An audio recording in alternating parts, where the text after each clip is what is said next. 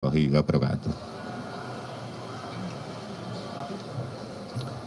Baik, teman-teman sekalian yang saya banggakan, terima kasih atas waktu dan kesempatannya untuk menunggu kita menyampaikan konferensi pers pada malam hari ini.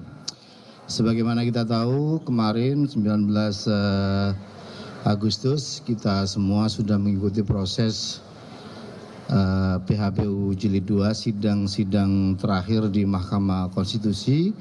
7 perkara sudah diputus oleh Mahkamah Konstitusi dan akhirnya seluruh persoalan PHPU Pileg kita sudah selesai dan akan segera kita tindak lanjuti dengan penetapan hasil pemilu.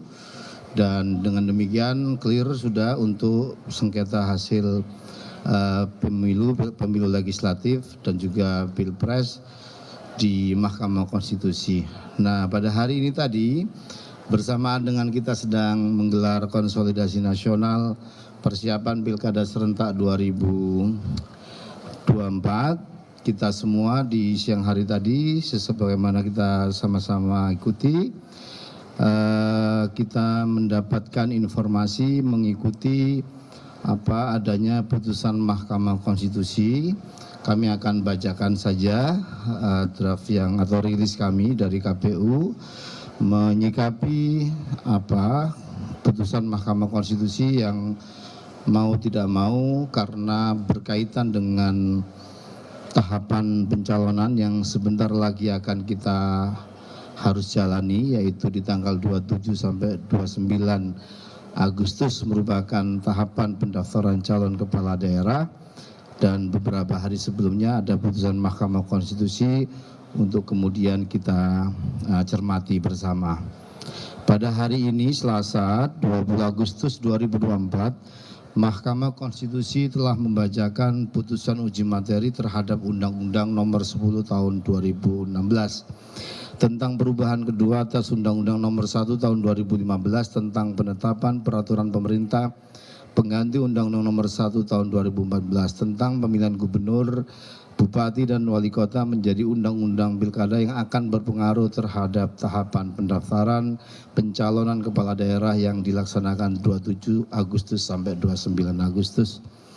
Dalam hal ini terdapat beberapa putusan Mahkamah Konstitusi yang secara substansi akan berpotensi merubah persyaratan pencalonan kepala daerah sebagaimana diatur dalam Peraturan KPU Nomor 8 Tahun 2024 tentang pencalonan gubernur dan wakil gubernur, bupati dan wakil bupati, wali kota dan wakil wali kota sebagaimana di PKPU 8 2024, yaitu putusan nomor 60/PU/22/2024 yang dimohonkan oleh Partai Buruh dan Partai Gelora terkait dengan penafsiran konstitusional Mahkamah Konstitusi terhadap ketentuan pasal 40 ayat 1 Undang-Undang Pilkada yang secara tekstual diatur juga dalam pasal 11 ayat 1 PKPU 8 2024 sebagaimana yang dituangkan dalam amar putusan terkait dengan persyaratan partai politik atau gabungan partai politik dapat mendaftarkan pasangan calon jika telah memenuhi persyaratan perolehan paling sedikit 20% dari jumlah kursi Dewan Perwakilan Rakyat Daerah atau 25% dari akumulasi perolehan suara sah dalam pemilihan umum anggota Dewan Perwakilan Rakyat Daerah di daerah yang bersangkutan tidak mempunyai kekuatan hukum mengikat sepanjang tidak dimaknai partai politik atau gabungan partai politik peserta pemilu dapat mendaftarkan pasangan calon jika telah memenuhi persyaratan sebagai berikut. Untuk mengusulkan calon gubernur dan calon wakil gubernur, A. Provinsi dengan penduduk termuat dalam DPT sampai dengan 2 juta jiwa, partai politik atau gabungan partai politik peserta pemilu harus memperoleh suara sah paling sedikit 10% di provinsi tersebut. Provinsi dengan jumlah penduduk yang termuat dalam DPT lebih dari 2 juta jiwa sampai dengan 6 juta jiwa, partai politik atau gabungan partai politik harus memperoleh suara sah paling sedikit 8,5% di provinsi tersebut. C. Provinsi dengan jumlah penduduk yang termuat pada DPT lebih dari 6 juta jiwa sampai dengan 12 juta jiwa, partai politik atau gabungan partai politik peserta pemilu harus memperoleh suara sah paling sedikit 7,5% di provinsi tersebut. D. Provinsi dengan jumlah penduduk yang termuat DPT-nya lebih dari 12 juta jiwa, partai politik atau gabungan partai politik peserta pemilu harus memperoleh suara sah paling sedikit 6,5% di provinsi tersebut. Untuk mengusulkan calon bupati dan wakil bupati, calon wali kota dan wali kota, A. Kabupaten kota dengan jumlah penduduk termuat pada DPT dengan 250.000 jiwa, partai politik atau gabungan partai peserta pemilu harus memperoleh suara sah paling sedikit 10% di kabupaten kota tersebut. B. Kabupaten kota dengan jumlah penduduk yang termuat pada daftar pemilih tetap 250.000 sampai dengan 500.000 jiwa, partai politik atau gabungan partai politik peserta pemilu harus memperoleh suara sah paling sedikit 8,5% di kabupaten kota tersebut. C. Kabupaten kota dengan jumlah penduduk yang termuat pada daftar pemilih tetap lebih dari 500.000 sampai dengan 1 juta jiwa, partai politik atau gabungan partai politik peserta pemilu harus memperoleh suara sah paling sedikit 7,5% di kabupaten kota tersebut. D. Kabupaten kota dengan jumlah penduduk yang termuat dalam DPT lebih dari 1 juta jiwa, partai politik atau gabungan partai politik harus memperoleh suara sah paling sedikit 6,5% di kabupaten kota tersebut. Teman-teman sekalian, selain itu Mahkamah Konstitusi juga membatalkan pasal 40 ayat 3 Undang-Undang Pilkada yang mengatur dalam hal partai politik atau gabungan partai politik mengusulkan pasangan calon menggunakan ketentuan peroleh paling sedikit 25% dari akumulasi perolehan suara sah sebagaimana dimaksud pada ayat 1.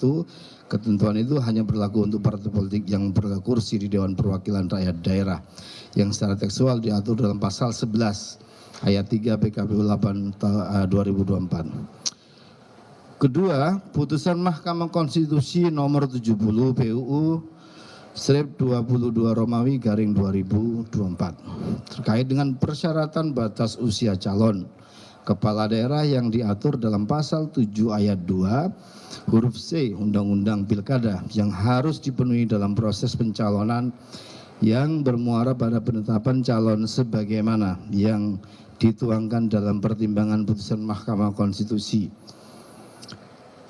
di halaman 50. Sedangkan saat ini berdasarkan pasal 15 PKPU 8 2024 pemenuhan batas usia calon kepala daerah dihitung sejak pelantikan pasangan calon terpilih yang sebelumnya rumusan ketentuan tersebut merujuk pada putusan Mahkamah Agung nomor 23 garing P garing HUM garing 2024. Mengingat kedudukan putusan Mahkamah Konstitusi adalah self-executing, segera berlaku tanpa merubah undang-undang.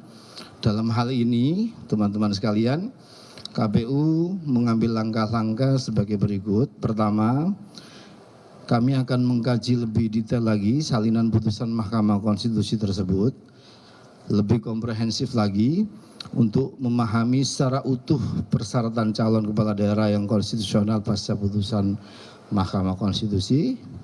Yang kedua, kami akan melakukan konsultasi dengan DPR dan pemerintah dalam rapat dengar pendapat terkait dengan putusan Mahkamah Konstitusi tersebut dan segera kami akan bersurat resmi ke Komisi 2 atau DPR.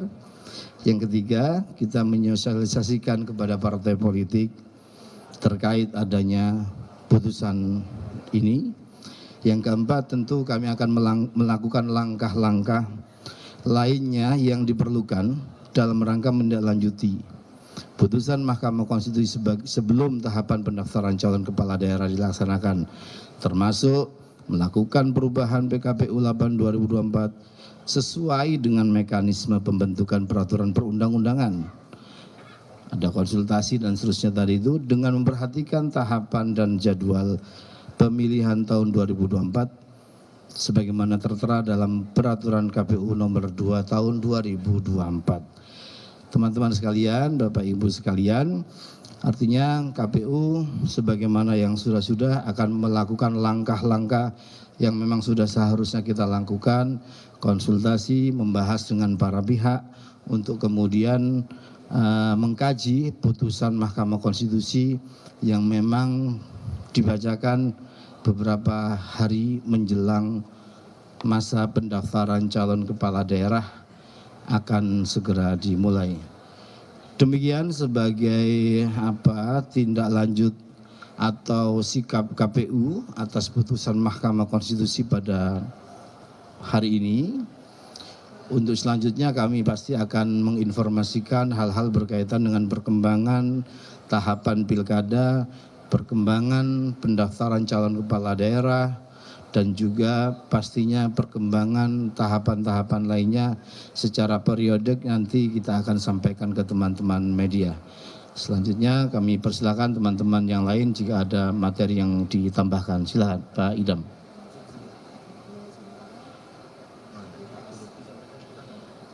Bapak Ibu sekalian, karena kami juga sedang kegiatan dan belum melakukan arahan dari pimpinan KPU RI sekaligus penutupan kegiatan, kami dari KPU RI menyampaikan terima kasih atas atensi dan kesabaran teman-teman, karena juga sore tadi salinan putusan Mahkamah Konstitusi baru kita terima dan kita baru bisa bertemu pada malam hari ini. Terima kasih atas waktu dan kesempatannya. Assalamualaikum warahmatullahi wabarakatuh.